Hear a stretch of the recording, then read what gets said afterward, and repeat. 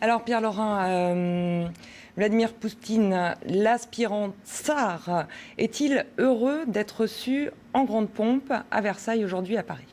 Je crois que ce qui intéresse Vladimir Poutine, c'est avant tout de rétablir un contact avec la France, un contact qui pendant 5 ans a été, le moins que l'on puisse dire, chaotique. Là, il s'agit peut-être de repartir sur de bonnes bases, sachant que... Faire table rase du passé et des relations avec François Hollande. On ne peut jamais faire table rase du passé, il reste toujours des traces. Mais simplement, là, il y a la chance que c'est un nouveau président français. Aux États-Unis, il y a également un nouveau président. En Europe, le Brexit est passé par là. Qu'il y a un mouvement en Europe, au sein de l'Union européenne, qui dit bon, rester fâché avec la Russie, ça n'avantage personne. Il vaudrait peut-être mieux que l'on dialogue, d'autant plus que c'est nécessaire pour régler les problèmes internationaux. Donc la donne est un peu différente. Je crois que ce qui bloquait beaucoup précédemment, c'était que le président François Hollande était beaucoup plus dans l'idéologie, si j'ose m'exprimer ainsi, qu'il y avait une certaine pression de la part de l'Allemagne, mais surtout des États-Unis, qui, à partir de la crise ukrainienne et évidemment de la crise syrienne, tenaient à ce que les relations entre la France et la Russie soient au diapason de celles des autres pays occidentaux.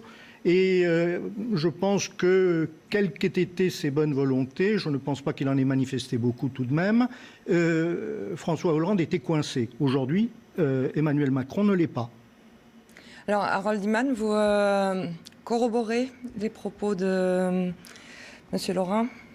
Oui, c'était chaotique et c'était désagréable et crispé sous la présidence Hollande. Et Emmanuel Macron a cet avantage qu'il a endossé la ligne Hollande sans s'y être associé physiquement, personnellement. Donc, c'est exactement là où il faudrait qu'il soit pour pouvoir faire quelque chose sans révolutionner la politique étrangère française.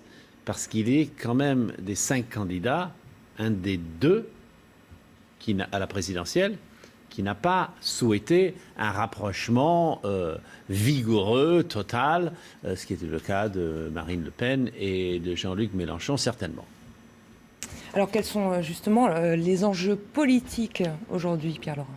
Les enjeux politiques pour la France, il s'agit peut-être d'avoir une possibilité de reprendre un peu la main dans les affaires européennes, de montrer que la France ne reste pas dans l'ombre, et qu'elle peut avoir un rôle de passerelle entre l'Europe et la Russie, entre le monde occidental d'une manière plus large et la Russie, en amorçant un certain dialogue que d'autres pays sont soit importants et réticents à prendre, soit veulent effectivement avoir ce dialogue, mais ne représentent pas grand-chose au niveau européen, comme par exemple l'Italie. Alors on le voit, hein, c'est une visite symbolique et le choix de cette inauguration de l'exposition Pierre le Grand n'est sans doute pas un hasard. Pierre le Grand, un tsar vénéré par Vladimir Poutine. Mais est-ce que Vladimir Poutine serait un tsar qui n'a pas les moyens de l'être?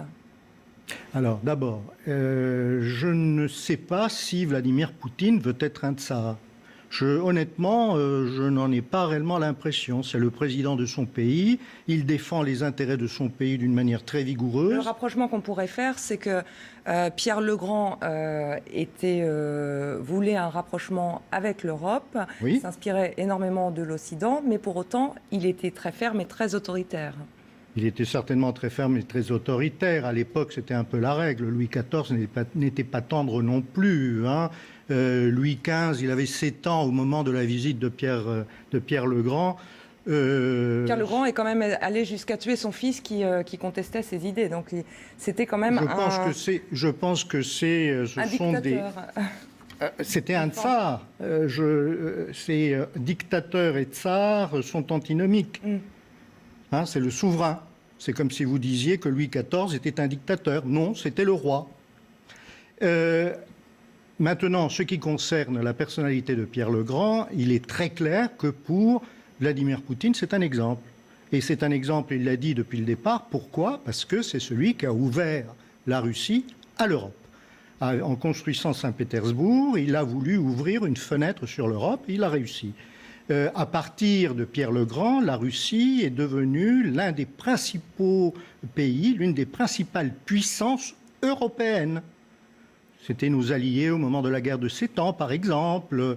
En définitive, avec la France, les relations depuis 300 ans, et c'est ça qui est important, c'est 300 ans de relations diplomatiques. L'exposition sur Pierre le Grand est là pour appuyer cet anniversaire, ce tricentenaire. En forme de prétexte.